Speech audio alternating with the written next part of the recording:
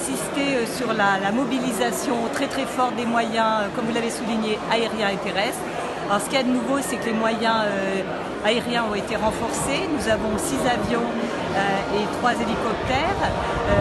En déclinaison, cela donne 3 Canadair qui sont basés à Ajaccio, les trackers qui sont basés ici même sur la base de Solenzara, et également un Dash nouvelle génération qui est en test ici, donc ça c'est vraiment une nouveauté.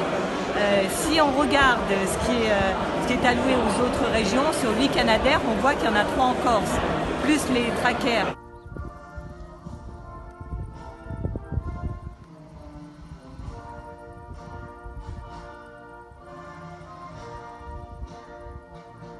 Alors, cet avion il est déjà connu puisque nous l'employons depuis 10 ans. Nous en avons commandé 6 qui vont arriver progressivement. Le premier va être opérationnel dès la semaine prochaine.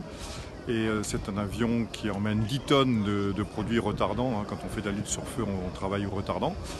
Et donc il a une vitesse de projection de 350 nœuds, ce qui fait qu'on peut rallier le continent, donc Nîmes, à la Corse en moins d'1 heure. Travailler suivant la quantité que l'on veut, on peut fractionner la charge, comme on dit, et donc après il faut se recharger de la même manière que les trackers le font jusqu'à présent sur des pélicandromes.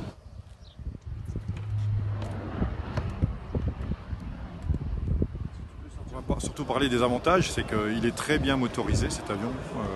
Vraiment, il a des moteurs excellents au niveau réponse. Et donc il est vraiment adapté au relief. On travaille à La Réunion sur des altitudes plus élevées qu'en Corse. Et là-bas, il correspond parfaitement aussi.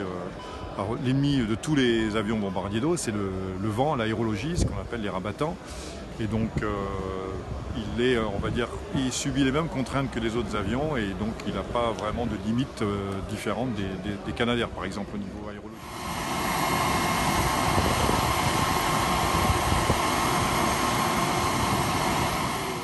On peut aussi contribuer, j'en ai pas parlé, mais ponctuellement avec nos pompiers en renfort de la sécurité civile.